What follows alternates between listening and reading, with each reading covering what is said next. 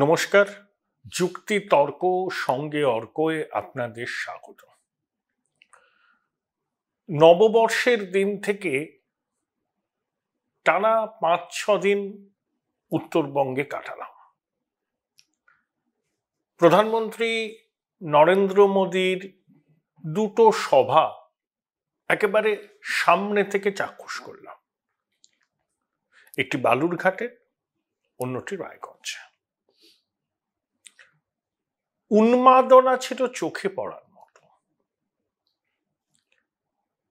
যদিও রায়গঞ্জের সভার পর রায়গঞ্জবাসীর একটা অংশর মুখে একটু আক্ষেপ শোনা গেল। আক্ষেপটা এই যে প্রধানমন্ত্রী রায়গঞ্জে এইমসের ব্যাপারে কোনো প্রতিশ্রুতি দেননি। রায়গঞ্জবাসীর কাছে এই এইমস একটা ভীষণ আবেগের মর্যাদার বিষয়। প্রয়াত কংগ্রেস সাংসদ কালিয়াগঞ্জের ভূমিপুত্র প্রিয়রঞ্জন দাসমুন্সী রায়গঞ্জে এইমস করতে চেয়েছিলেন, কিন্তু কেন রায়গঞ্জের এইমস হলো না সেটা হলো কল্যাণীতে, সেই বিষয়ে আপনারা সম্যক অবহিত আছেন। কিন্তু রায়গঞ্জবাসী একটু প্রত্যাশা করেছিল যে প্রধানমন্ত্রী অন্তত এইমসের ব্যাপারে একটা সুস্পষ্ট প্রতিশ্রুতি বলুন দেবেন। তাছাড়া কিন্তু মোদি জ্বরে ভেসে গেছে 2 দিনাজপুর। যেভাবে কাতারে কাতারে লোক, হ্যাঁ, বিজেপি ওখানে সাংগঠনিকভাবে দক্ষিণবঙ্গের থেকে শক্তিশালী, কিন্তু স্বতঃস্ফূর্ততা ছিল সমবেত জনতার মধ্যে।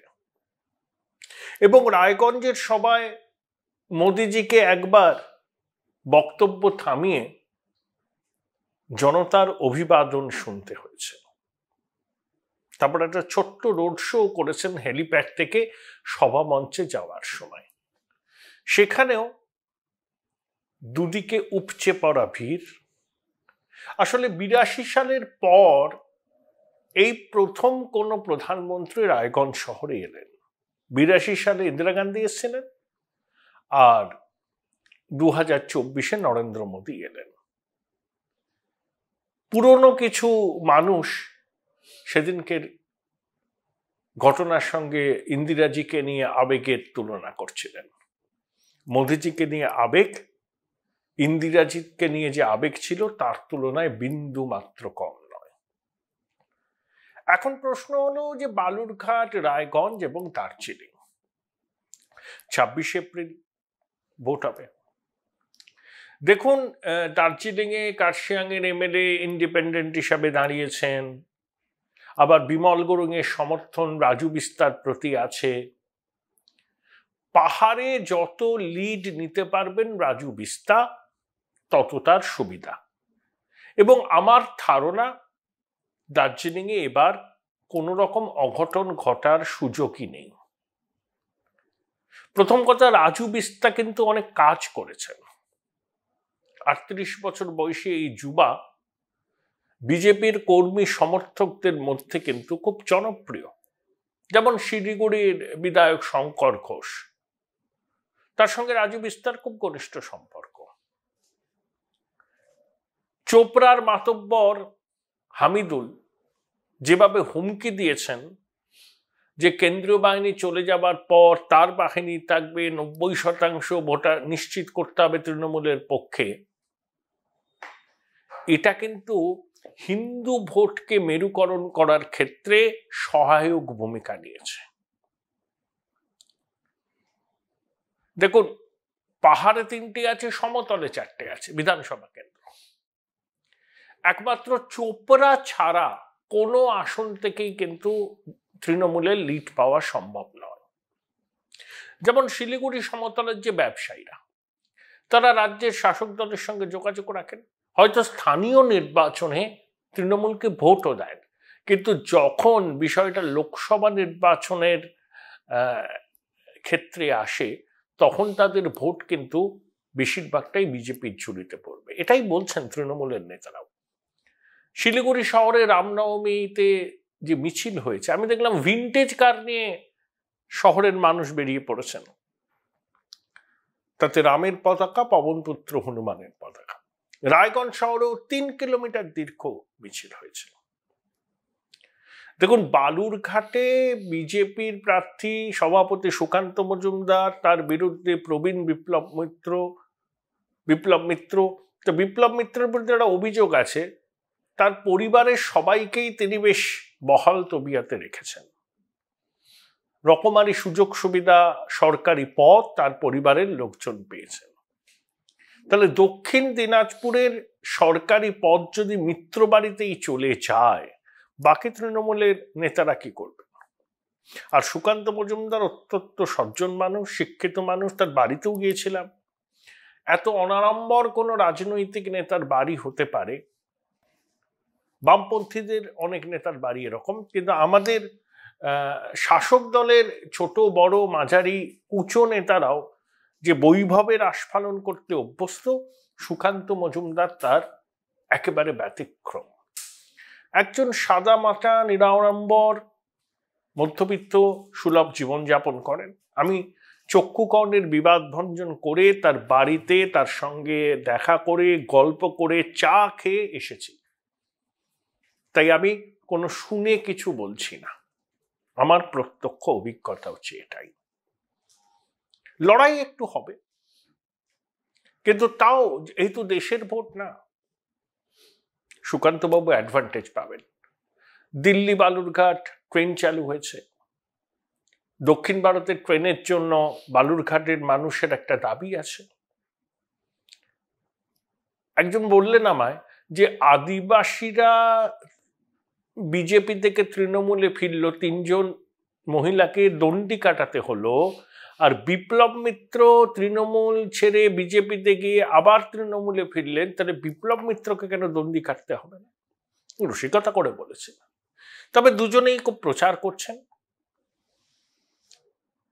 নাটকের শহর বালুরঘাট, ভোট নিয়ে উত্তেজনা আছে, কিন্তু সেই উত্তেজনা এমন পর্যায়ে যায়নি যেটা আমরা অন্যান্য জায়গায় দেখি। একটা সম্প্রীতি সহাবস্থান রয়েছে উত্তরবঙ্গের বালুরঘাটে। লড়াই হবে, তাহলেও আমি বলবো ওই দেশের ভোট, মোদিজির সভা, সুকান্ত মজুমদার কিন্তু এগিয়ে আছেন। হিলিকে কেন্দ্র করে তার কিছু পরিকল্পনা আছে, সেগুলো তিনি বলছেন। বালুরঘাটে নাকি কোনো সরকারি মেডিকেল কলেজ নেই।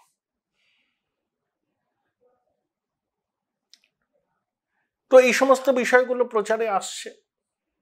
এবার যদি আপনি রায়গঞ্জের দিকে তাকান, দেখুন রায়গঞ্জের ফলাফল ঠিক করবে ভিক্টর। ভিক্টর স্থানীয় ছেলে, বিধায়কও ছিল, ফরওয়ার্ড ব্লক থেকে কংগ্রেসে এসেছে। ওর কাকা হাফিজ আলম সেরানি রাজ্যের মন্ত্রী ছিলেন, অমায়িক। ভিক্টর সুবক্তা, জনপ্রিয়তা আছে। গোয়ালপুকুর, করণদিঘি, চাকুলিয়া, এই সমস্ত জায়গায় ভিক্টর প্রচুর ভোট পাবে বলছে অনেকে। কারণ ভিক্টর একটা প্রচার করছেন যে কার্তিক পালকে ভোট দেওয়া যা, কৃষ্ণ কল্যাণীকে ভোট দেওয়া তাই। কারণ দুজনের গায়ে বিজেপির ছাপ আছে। আর দেখুন, বাম কংগ্রেসে যাই হোক, মতাদর্শগতভাবে তাদের বিজেপির সঙ্গে লড়াই, সেটা বিজেপির নেতৃত্ব বামপন্থী মতাদর্শকে আক্রমণ করেন, কংগ্রেসের মতাদর্শকেও আক্রমণ করেন, তৃণমূলের তো সেক্ষেত্রে কোনো মতাদর্শ নেই। তাই ভিক্টর নির্ণায়ক হবে। মোহিত সেনগুপ্ত একেবারে আদা জল খেয়ে ভিক্টরের সমর্থনে নেমে পড়েছেন। Join Indian Institute of Hotel Management now. Right choice, right decision.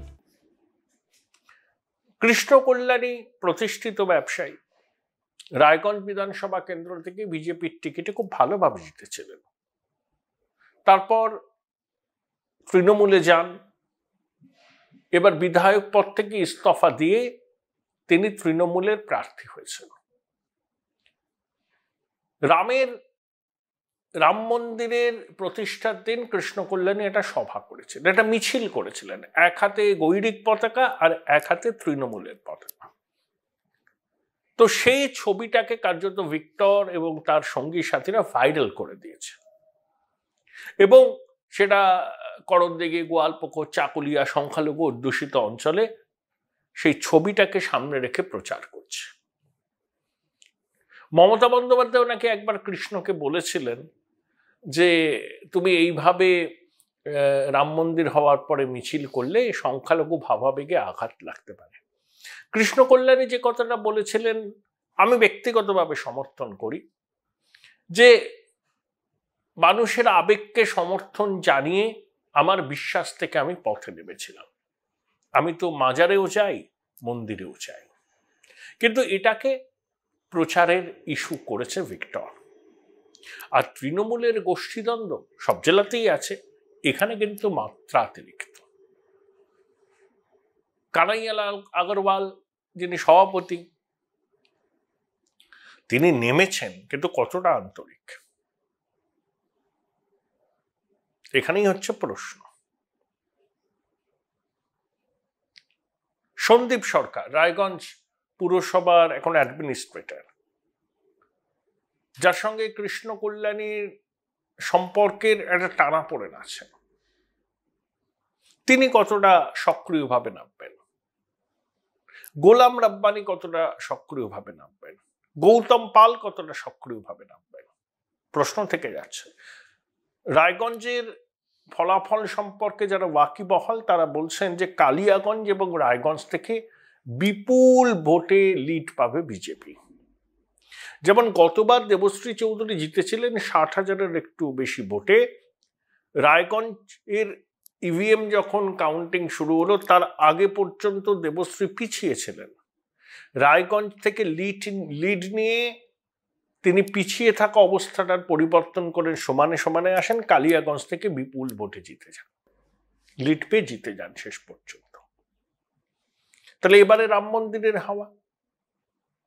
একই সঙ্গে কার্তিক পাল স্থানীয় ছেলে, কালিয়াগঞ্জ পুরসভার চেয়ারম্যান ছিল, 2020-তে তৃণমূল ছেড়ে বিজেপিতে যোগদান করে।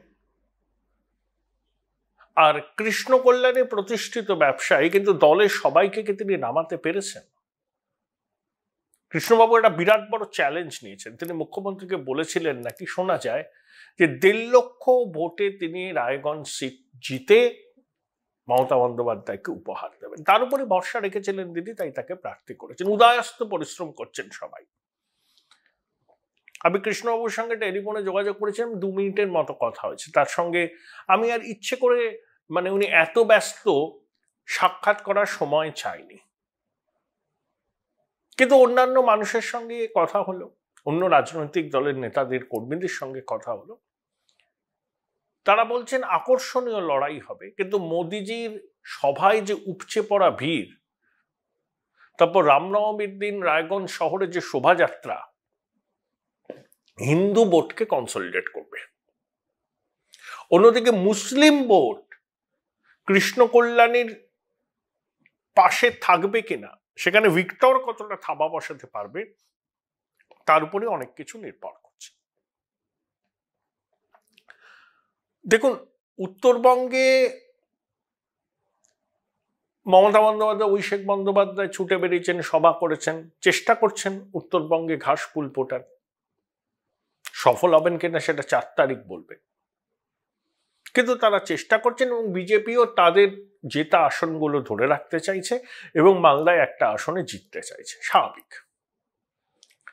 এবার প্রশ্ন হলো, একটু অন্য বিষয়ে বলি। দেখুন, কংগ্রেস এবার না 303টে আসনে লড়ছে। 2014, 2019 এবং তার আগেও কংগ্রেস অনেক বেশি আসনে লড়েছিল। সর্বনিম্ন আসনে বিগত 2 দশকের মধ্যে, 3 দশকের মধ্যে কংগ্রেস লড়ছে 303টা আসন, যে আসন বিজেপি পেয়েছিল 2019-এর লোকসভা নির্বাচনে। অনেকে বলছেন কংগ্রেসের ইতিহাসে সব থেকে খারাপ ফলাফল হতে চলেছে এইবার। তৃণমূল কংগ্রেস আঞ্চলিক দল, কিন্তু সর্বভারতীয় অ্যাম্বিশন আছে।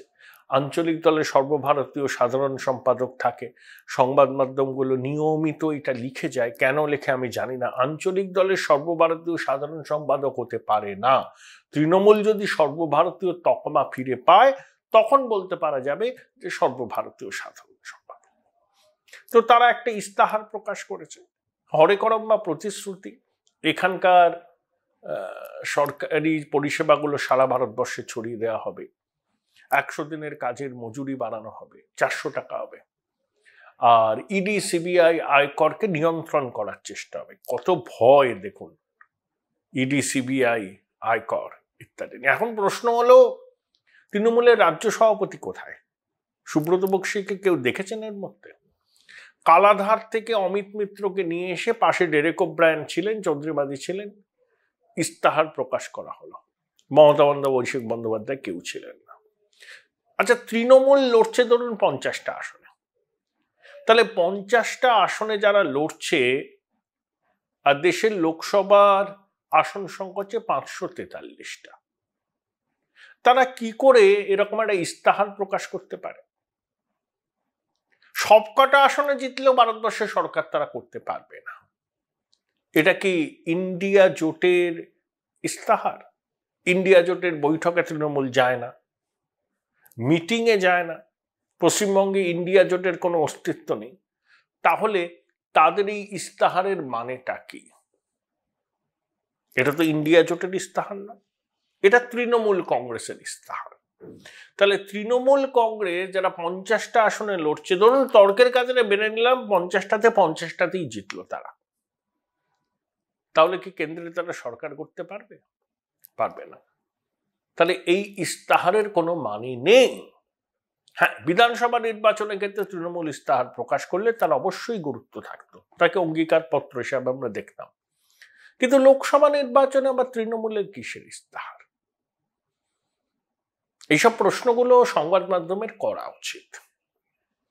আর বিভিন্ন সমীক্ষক সংস্থা, টিভি চ্যানেল যে ওপিনিয়ন পোল দেখিয়েছে, তাতে এনডিএ আবার ক্ষমতায় ফিরছে, এটা স্পষ্ট। 323 থেকে 393 এই রেঞ্জ। তবে আমার ধারণা, রাজগুরু গাঙ্গুলি বললেন আমাকে, উনি করেছেন একটা ফাইনাল নয়, সে ফাইনালটা আপনাদের জানাবো, যে এনডিএ পেতে পারে 397টি আসন, 3টে আসন কম, এবং কংগ্রেস তার মতে 30টার কাছাকাছি আসন পাবে, এবং বাংলায় বিজেপি অপ্রত্যাশিত ভালো ফলাফল করবে। প্রশান্ত কিশোর বলেছেন, অন্যান্য সমীক্ষকরাও তাই বলেছেন। তাই প্রধানমন্ত্রী হিসাবে নরেন্দ্র মোদী যে তৃতীয়বার শপথ নেবেন, এ নিয়ে কারোরই সেই অর্থে বোধহয় কোনো সংশয় নেই। দেখুন, মমতা বন্দ্যোপাধ্যায় বলছেন 200 পেরোবে না, বলছেন না যে 100 পেরোবে না, মানে 200 মমতা বন্দ্যোপাধ্যায় দিয়ে দিয়েছেন। তাহলে বাস্তবটা কি আপনারা বুঝতেই পারছেন? এই হচ্ছে সামগ্রিকভাবে ছবি। উত্তরবঙ্গের ছবিটা আপনাদের বললাম, কারণ চক্ষু কর্ণের বিবাদ ভঞ্জন করে দার্জিলিং জেলা, উত্তর দক্ষিণ দিনাজপুর জেলা আমি ভালোভাবে ঘুরেছি, মানুষের সঙ্গে কথা বলেছি, রাজনৈতিক ব্যক্তিত্বদের সঙ্গে যোগাযোগ করে তাদের মনোভাব বোঝার চেষ্টা করেছি। দেখা যাক কি হয়। 4 জুনই তো সব প্রতীক্ষার অবসান হবে।